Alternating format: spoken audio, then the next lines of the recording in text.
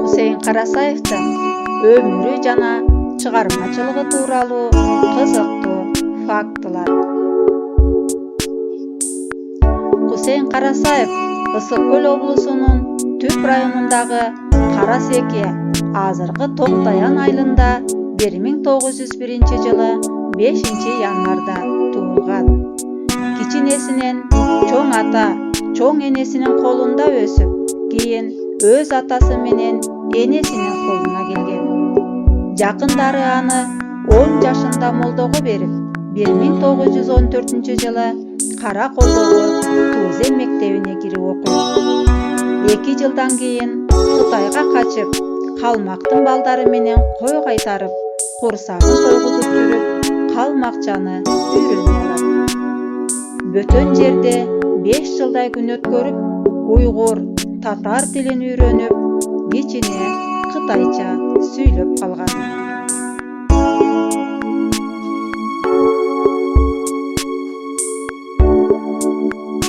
20 жашында кичи мекенине кайтып келип, айылдык кеңеште катчы революциялык комитеттин башчысы болуп иштейт. 1923 жылы Ташкенттеги Казак-Кыргыз агартуу институтуна окуганы кетип, ал жактан казак тилин өздөштүрөт. 1 жылдан соң Эркин Тоо гезитинин чакыруу тобуна кирип, макалалардын орфографиясын текшерген. Бүткүл Союздук коммунисттик партиянын Борбордук комитетинин Орто Азия бюросунда котормочулар жана резиденттер тобунун мүчөсү болууга жетишкен.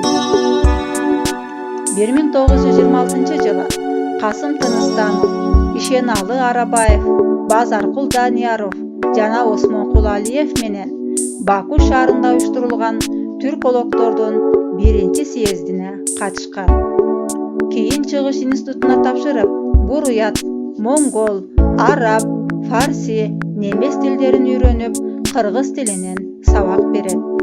Касым Тыныстанов менен жаңы алфавитке өтүү аракетин көрүп, Сабат ачкыч деген китепчесин чыгарып, мугалимдерге курс уюштуруп, латын тамгасын үйрөткөн. Ишеналы Арабаев экөө чоңдор үчүн жаңылык деген алипе китебин жазган.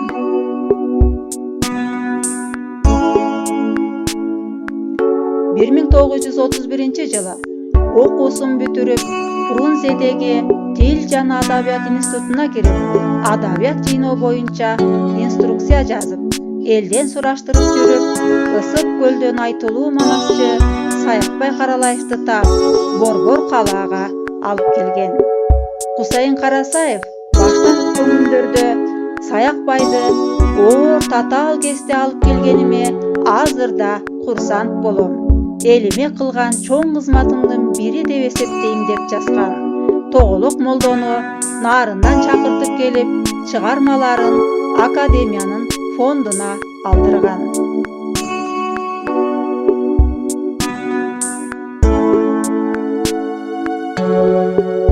1931 жылы Кыргыз курулуш илими изилдөө институтунда улук илимий кызматкер, 2 жылдык Жалал-Абад педагогикалык техникумунда мугалим болуп эмгектенген. 1933 жылы Туран партиясынын мүчөсү деген жалаа менен камалып, 3 жылдай куугун тукталып, 1936 жылы гана орус-кыргыз сөздүгүн даярдоо үчүн Москвага чакыртылган. 1938 жылы кайра сөздүк түзүү иши уланып, СССР комиссарлар советинин бюллетенинин редактору болуп турган.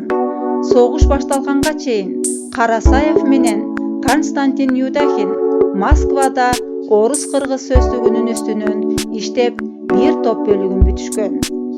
Фашисттик Германия Советтер Союзуна кол салганда аскер комиссариатына барат, бирок фронтко кабыл алынбай калат. Ошол учурда үй бүлөсү менен СССРдин борборунда болгондуктан келинчегин жана 3 баласын Фрунзеге жиберип, өзү Москвада калган. 1944 жылы кыргыз-орус сөздүгү жарыкка чыгып, мамлекет тарабынан сыйлык берилет. Кийин жогорку окуу жайларда сабак өтүп, шакирттерди тарбиялап, өзүн билим берүүгө арнайт. Ошол учурда окуучулар үчүн морфологиялык, орфографиялык сөздүктөрү жарыкка чыгат. 1950-жылы эл душманы делип партиядан чыгарылып, жумуштан айдалат. Карасаев кызматтан алынып, эмгектери жарыкка чыкпай, 6 жылдай үй камагында болгон.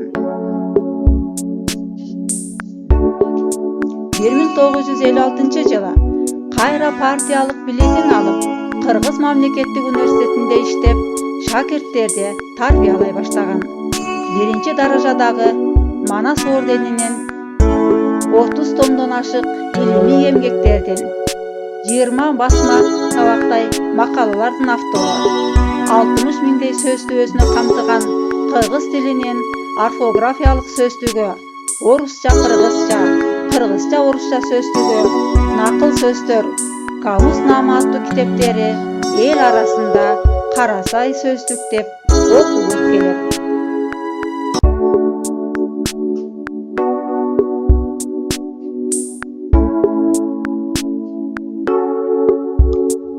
Кыргыз Республикасынын илимине эмгек сиңирген ишмер Кусейин Карасаев 16 түрк тилинде жана араб, фарси, немисче эркин сүйлөгөн. 19 жашында кыргыз стенографиясынын негиздөөчүсү Айша Карасаевага үйлөнүп, 3 кызды тарбиялап өстүргөн. Залкар инсан өмүрүнүн акыркы жылдарына чейин илим чыгармачылык менен алектенип жүрүп, 97 жашында көз жумуп, сөөгү Каракол шаарына коюлган. Азыр анын ысымын Бишкектеги бир көчө жана Бишкек гуманитардык университети, ошондой эле Каракол шаарындагы Кыргыз түрк лицейи алып жүрөт. Илимпоз, түрколог Кусейин Карасаев окурмандарга бир топ мурастарды калтырып